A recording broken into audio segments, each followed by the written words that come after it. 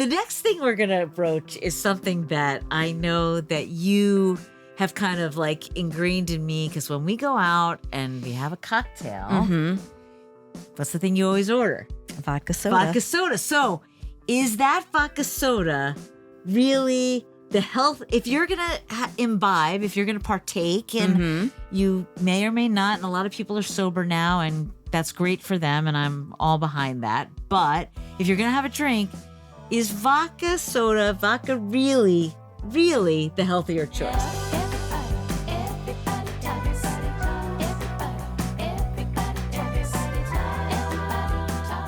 Hey, everybody, I'm Lori Schulweiss. And I'm Jenn Giammo. And welcome to another episode of Everybody Talks, the podcast where we explore the wide world of wellness. Sometimes we talk to experts, sometimes we just talk to each other, but we're always talking to you. And if you want to watch this episode, go to our YouTube channel at Everybody Talks Podcast.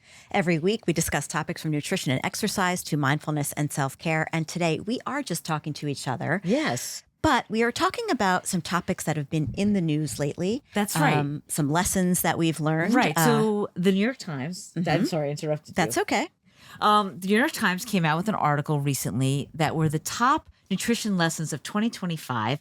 I'm sitting here with my friend who a lot of times we have experts on, but is an expert in her own right, I should say. So you're going to walk us through some of these things. We're going to do this in a couple of parts. And today we're talking about all things that you drink, right? Yes. Questions about drinking. Yeah. So, the first one was about coffee and how coffee related to healthy aging. Right. And is coffee really good for you? And a lot of times it's like a lot of varying things. So is it true that coffee might help you live longer? Yeah. So in this recent research, they say that drinking coffee might be linked to a lower risk of dying. Okay, that's pretty drastic. That's powerful. Isn't it powerful? Yes. So people who drank 1.5 to 3.5 cups of coffee per day, even with a teaspoon of sugar, were 30% less likely to die during the study period. What? Compared to non-coffee drinkers. People die during the study period? Well, no, but compared to non-coffee drinkers. So I guess it just reduces your risk, right? So, but those who had their coffee unsweetened were 16 to 21% less likely to die, with about 3 cups per day associated with a lower risk. So it's better to have unsweetened coffee. It is. Oh, yes. That's not me. It is. And it's better to have coffee without dairy.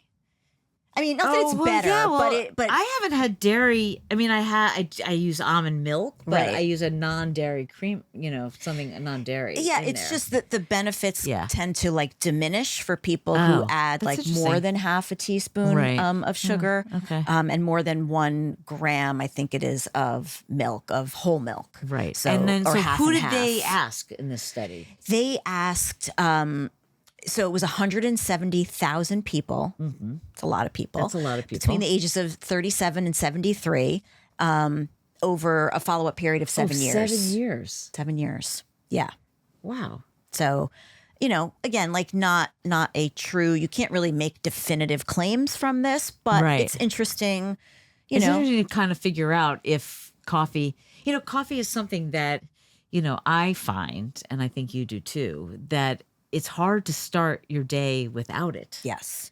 Like sometimes I'll go take the dogs out before I've had coffee. Mm-hmm. Like this morning, I was out for an hour.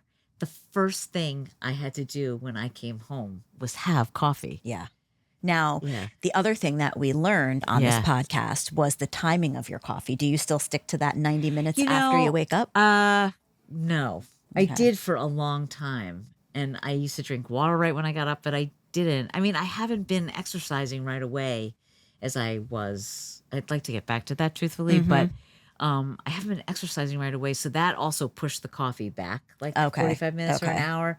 So I get up, I take a shower, and then I go get coffee. So it's probably only about 20 minutes or a half hour after I get up. Do you? I do, only because my day is my timing is different than yours. I wake up, I have all my water, not all my water, but I wake up, have water first, and then I go right to a client, to training a client. Right. So a lot of times don't have time to make the coffee before I do that. So I'll have it probably an hour, sometimes an hour and a half. But that is the only coffee I have all day. is that that's one good. cup in the morning. But they're saying that you could have 1.5 to 3.5 cups A day. A day. And it's still good. Yeah.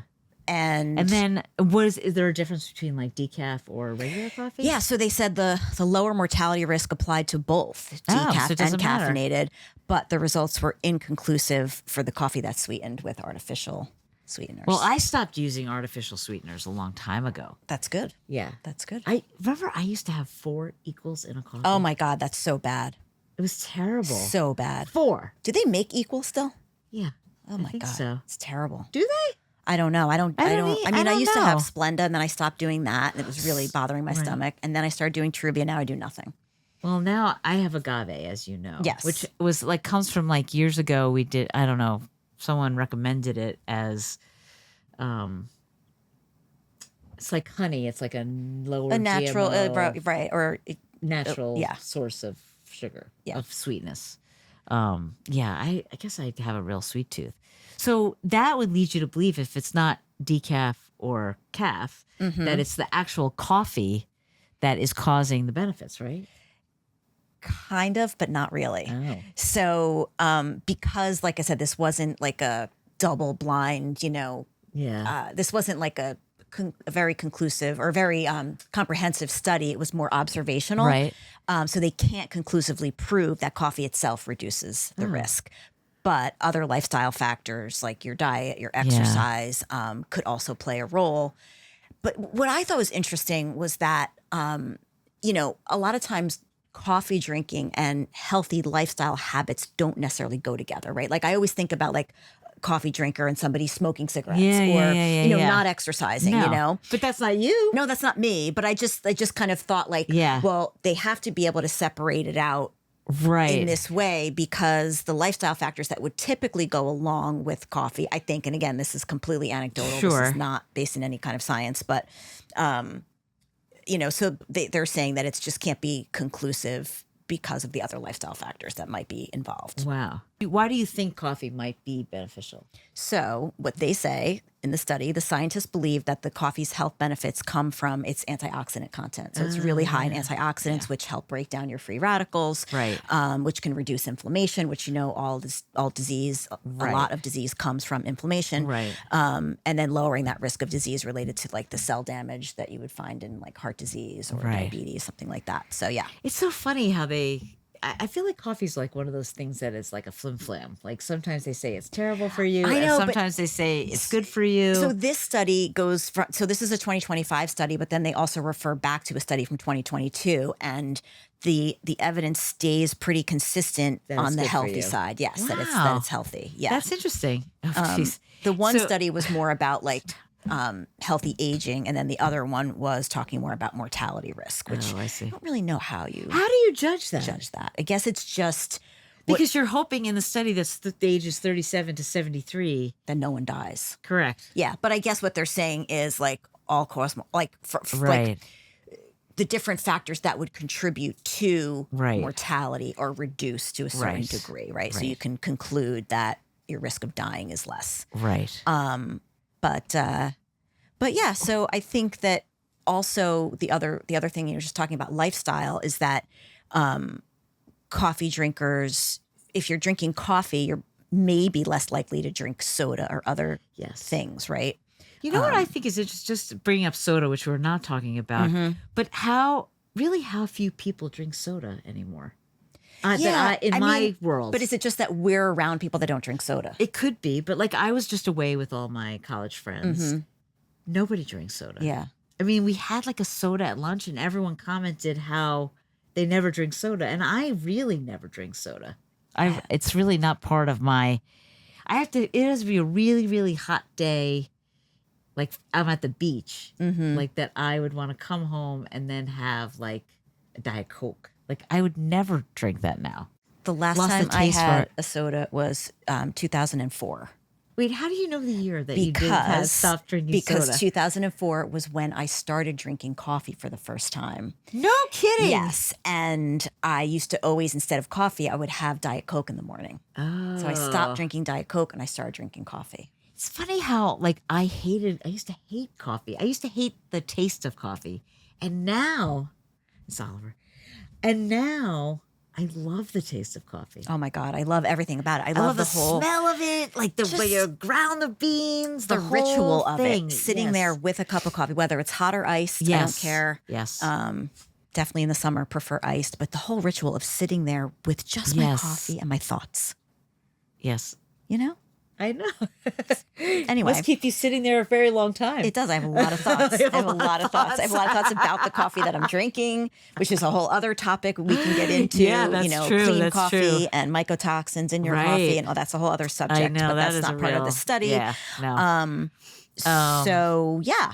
And then how much are they recommending that you drink of coffee? So for regular coffee drinkers, they say moderation. The benefits start to decline after about 4.5 cups per day, which I don't think either of us drink. We don't drink that right? much. We don't drink that much. I don't drink that much. The most I would drink is like 2 cups in the morning. And then if I really feel like I'm flailing in the afternoon, I really won't drink it in the afternoon because it really does keep me awake. It keeps you awake. I definitely have that. That never used to happen to me, but now it kind of does more so. You should really be careful because I can't sleep to begin with. You should really stop at like 1 o'clock. Yeah. Not drink any coffee. But the thing with, the more coffee, the less benefit. They're even saying that like if you have more than 7 cups, it starts to have negative effects. Oh. Yeah. God, who's drinking 7 cups of coffee I think day? Tim's mom drinks 7 cups of coffee a day. Oh, no, really? I mean, yeah. I think she could drink a pot in like one sitting. Wow. She drinks a lot of coffee. Wow. Yeah.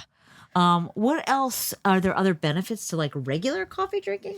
Yeah. So the other study that was done in 2022 talked about how it lowers the risk of heart disease, type 2 diabetes, Parkinson's disease, osteoporosis, that's a weird one to me, the osteoporosis, because I always think about caffeine like leaching out the calcium in your bones.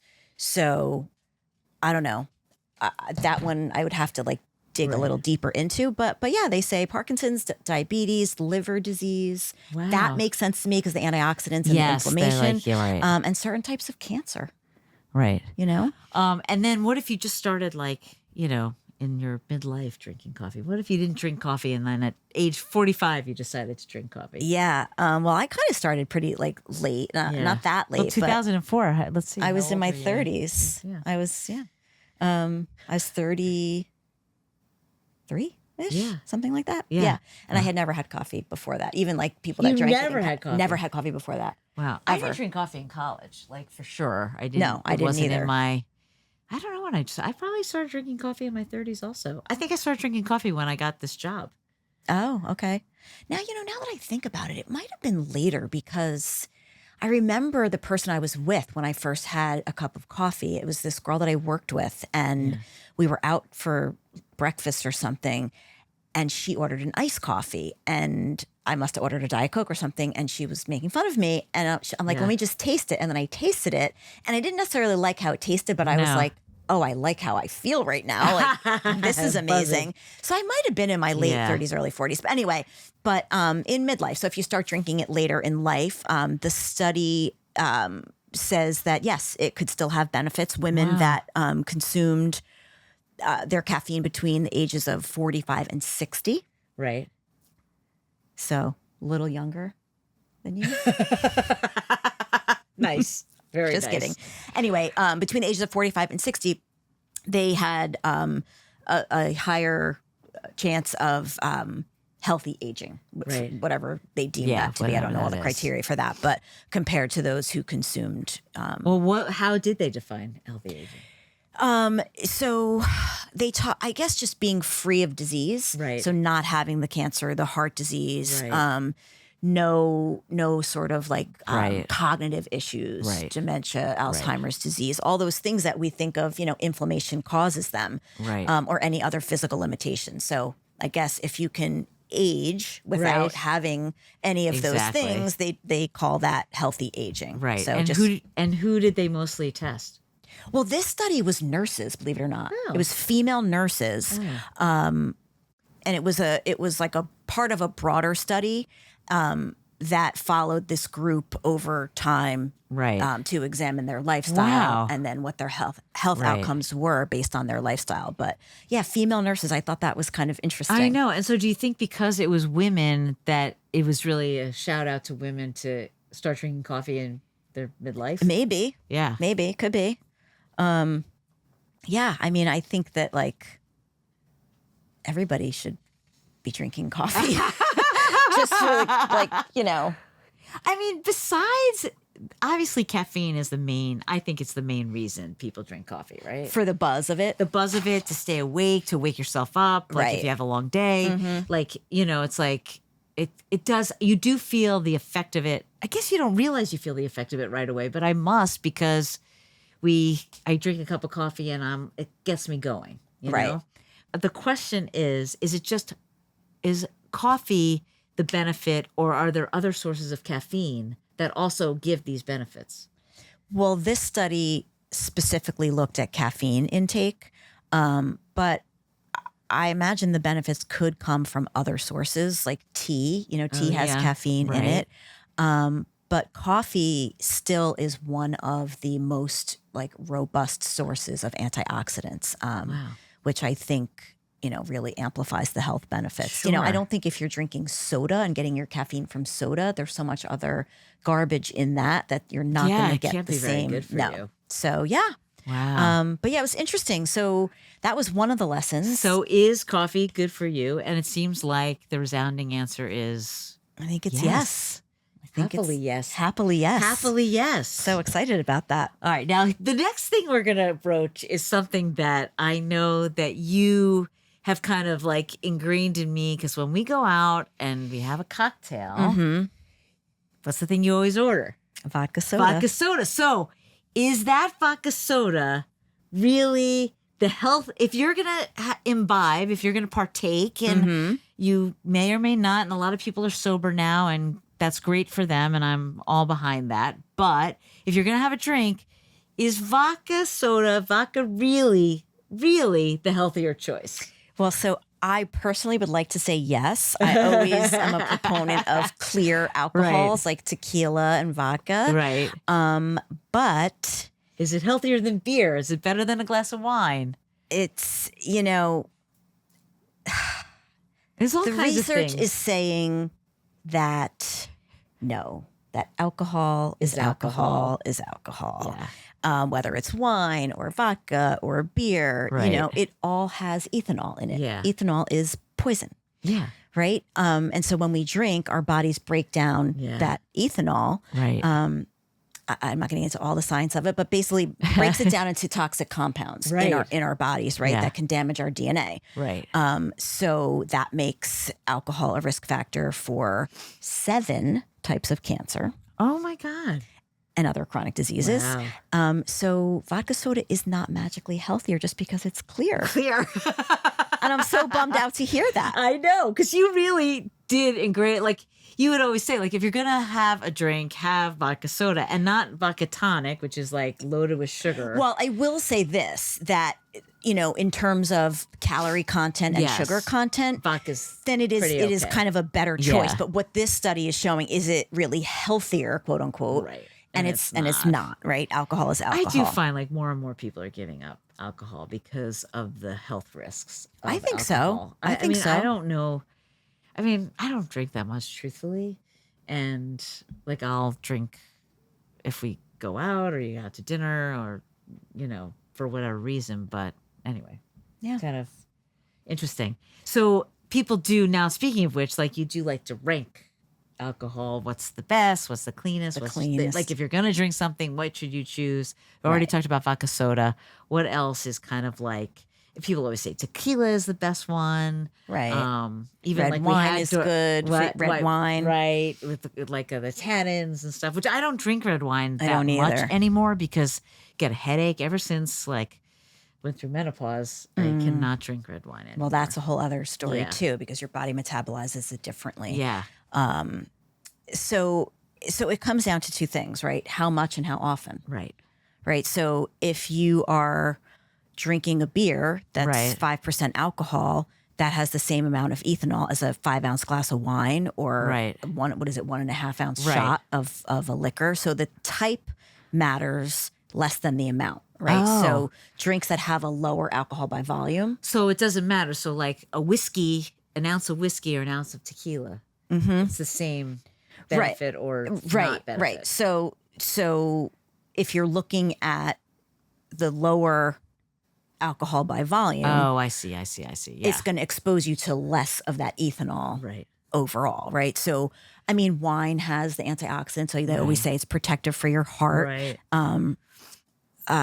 But I think this study shows that in order to get those benefits from the red wine, you literally have to drink gallons of it for it to matter, like gallons of it, and then by then you've canceled out all the benefits. So, Oh my God, I don't think that's crazy. Yeah, it's kind of a bummer. So let's talk about overdoing it. Okay. And then the hangover the next day. Now I have found that as I get older, the hangover is much worse as I've gotten older. Yeah, it's fun. And so what about hearing like people say like hangovers? Like some people say they drink Prosecco and they don't, or champagne, and they don't have any hangover the next day. But if you have like whiskey or bourbon, a darker liquor, then that's a worse hangover. Is there any truth to that? There's actually some evidence that darker alcohols like bourbon, rum, brandy, Right. They have higher levels of this byproduct of the alcohol. They're called congeners. Okay. And it's like the byproduct of the fermentation process that happens. Jenn Giamo doing her research and coming up with something we've never heard of called congeners. Congeners. I'm not sure if I'm saying that correctly, but it's the byproduct of fermentation that gives it the flavor and the color. Oh, okay. Of the dark liquor. So the more congeners means that usually you'll have a worse hangover, right? Wow. So the darker, the so worse you will hangover. you will have a worse hangover. But then even like cleaner ones like tequila can have a higher conjugate content depending on how they're made. Oh, wow. So you have to look at, in fact, Tim was just telling me recently, he was watching something on YouTube about there's only 4 tequilas like in the world that are truly clean tequilas. Oh, really? Yeah. So, I don't know, that's like a hard and fast rule, but like it's, it is what it is. So let's talk about drinking wisely, which everyone, that should be like a no brainer. But if you're that's a drinking wisely, not like getting drunk, but drinking wisely, health wise, what are the smart choices here? So I think sticking to that lower ABV, that, alcohol by volume, when you can, measuring, because your serving sizes matter. Everyone, not a real housewife pour. No, it's funny. There's this bartender at the beach bar that we go to that everyone always, whenever she's behind the bar, they're like, oh my God, you got to get a drink from her, because it's like she makes these like super strong drinks. So, that's funny. That's not what you want if you're trying to be wise about it. Right. And then any like mixers, anything that has like added sugar, any like juice based or soda based kinds of dark soda based. Right. And then the caffeine and alcohol combination. Wow. Right? Like people love these espresso martinis. Love them. Yeah. I don't, but people love them. I know, I don't either. But those are so, they trick your body into thinking you're not drinking alcohol, right? Because so you end up drinking more than you should. That's and then funny. just not binging, just 3 to 4 smart. drinks in one sitting is, way too much. One drink in one sitting is too much for me these days. I know, me too. So, So the bottom line is there's nothing healthy about alcohol, I feel like. There's no truly healthy alcohol, but I think there are ways that you can still have it in moderation and incorporate it into your life if you choose to drink. So funny. Every time you say in moderation, I hear my grandmother. Oh, yeah, I hear my grandmother's voice. She was the biggest proponent of everything in moderation. Including moderation. Yeah. Like she was great about that. Yeah. All right. Now, the last thing we're going to talk about is this hot lemon water. Is it real? Is it just everyone's like, oh, yes, you should wake up and drink like hot lemon water. And then all the ills will be cured. What's the truth here? So if you are having that lemon water instead of having like a frappuccino. Yeah. Oh my God. Do you remember frappuccinos? I never had one. I've never had a frappuccino in my life. Oh my God. When they first came out, I'm sorry, I'm digressing here. Back to the caffeine. When they first came out, I think I had one a day. It was the best thing I've ever tasted until I realized how many calories were in it. Oh my God. And then I deleted them from my diet. Oh my God. The way I ate. Well, people, anyway, go on. so the thing with lemon water is that, they say it helps you lose weight, right? Yeah. And I think that, to my point, like if you're swapping it for something that's like excessively high in calories for your morning drink, then yes, you can, just because you're cutting those calories, right? But there's no, according to this study, there's no strong evidence that it boosts metabolism or burns fat. Wow. Sorry. And so you use it as, I mean, people are using it as a fat burner. That's what they think it is doing. That's what they think it's doing. Okay, but it's not really doing No, that. it's like more of that replacement effect, right? So it's hydrating, it's low in calories, but it's not a magical fat burning elixir. You know, I mean, social media will have you believe that it's like the end all be all. Oh my God, I know. So, and then what about citrus fruits in general? People say that they are good to help regulate your blood sugar. Yeah, I think that that's true. And in some of these studies, research is showing that citrus fruits, they could help to stabilize your blood sugar. And then the long-term studies show that there's a link between citrus intake and a reduced risk of diabetes, which makes sense. Right. Because if you're regulating your blood sugar, you're going to have so have an orange. A lower risk. Yeah, have an orange.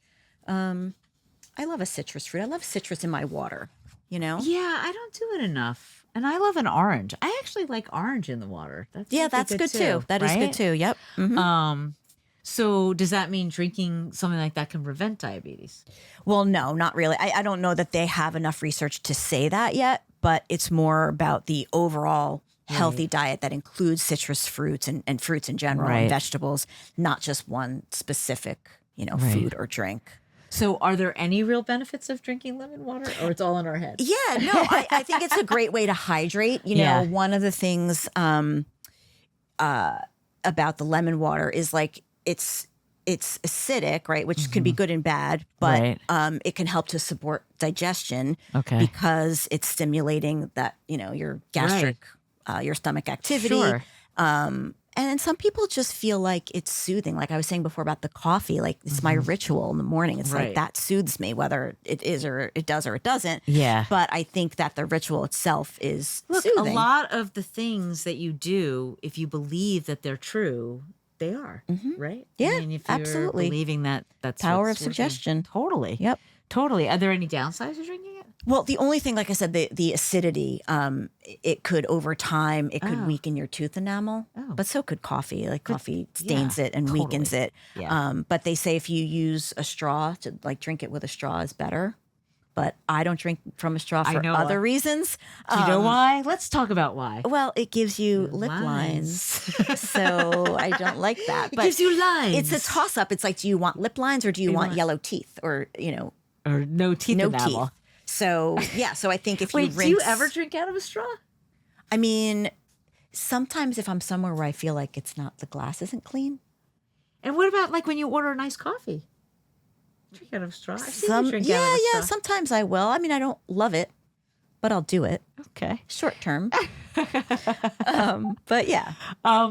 So what would you recommend if someone's trying to lose weight, manage their blood sugar? What do you recommend people drink? Instead of the lemon or water? It could be not just drinking, just eating too. Yeah, I think that just, and this is going to be another topic for another podcast, but protein-rich meals. Yeah, totally. Protein and fiber and avoiding processed foods, everything's processed, but avoiding the ultra processed stuff and just staying consistent is way more important than like a trendy drink, I have to say one of the things about being on this GLP-1 for now, like a year, is that I do feel much more, I feel much more consistent. Like I don't worry about, I don't want to say I don't worry about what I eat, but I don't worry about eating too much. That it's easier to stay consistent when that worry is that's not interesting. With you anymore. Right. It's easier to stay consistent. You're not going to overeat. Because I know I'm not going to. So there's that fear or there's a freedom about it. Look, that's what works for me. It could, other people do other things. Yeah. And everything... everything that we're talking about today is really just based on some of this recent research. This could change, in 6 months. It could change in tomorrow. A year. It could change tomorrow. Yeah. So it's just based on what they're finding in this first half of 2025, based on some of the trends that you're seeing on social media. So are they miracle real? myth, lemon water. I think it's fine. I think it's fine. It hydrates you. It's nice in the summer. It's very refreshing. It's not a miracle. Right. But if you like Nothing's it, a miracle. drink it. Nothing's a miracle. Nothing's a miracle. Although the GLP-1s are kind of a miracle. They are. I mean, I'm They sure really you can are. attest to that. They really are. I mean, it's really been, and that also is another topic for another time. It's been an incredible experience being on one of these drugs. Yeah, we're definitely going to bring someone on to talk more about because that. You know, there's not to get into it too much right now, but there's so much coming out now, new information about different ways to use these GLP-1s. I know, and it's they're not talking just about weight loss. Right. It's about stopping addiction. It's about getting better sleep. It's about preventing cancer. It's like all these things. Like so far, knock wood, you know, it's like things are coming out that are positive about it. Yeah, I mean, look, it has its share of negative things it's too about it, but I think I've never hit it. I've never. People say to me, I mean, I've lost 40 something pounds, and they're like, "Oh my God, you look great!" And the first thing out of my mouth is drugs. Like, yes. Do I have to do I work out also? Yes. Do I try to eat more healthy than most days? Yes. I try to do all the things you're supposed to do, but I wouldn't be able to do them nearly as successfully. That's just for me. Yeah. Because I've tried it my whole life. I know you have. And so that works for that.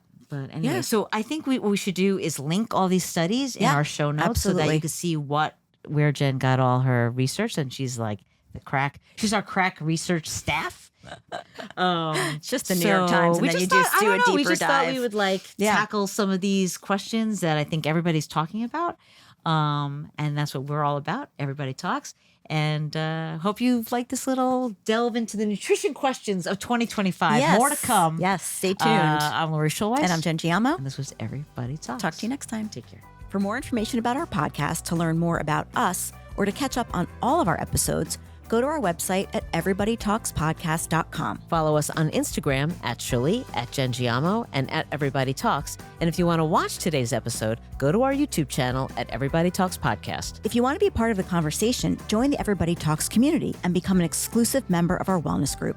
Check out the link in our show notes to learn more. Don't forget, if you like what you've heard, give us a 5-star rating, write a review, and tell a friend. We're for everybody and everybody. The Everybody Talks podcast is co-created, executive produced, and hosted by us, Lori Schulweis and Jenn Giamo. Produced and edited by Station 16. Our theme song music is written and performed by Jackie Ryle and Aaron Navisi, with additional support from our pups, Oliver, Milo, Murray, and Frankie. Talk to you next time.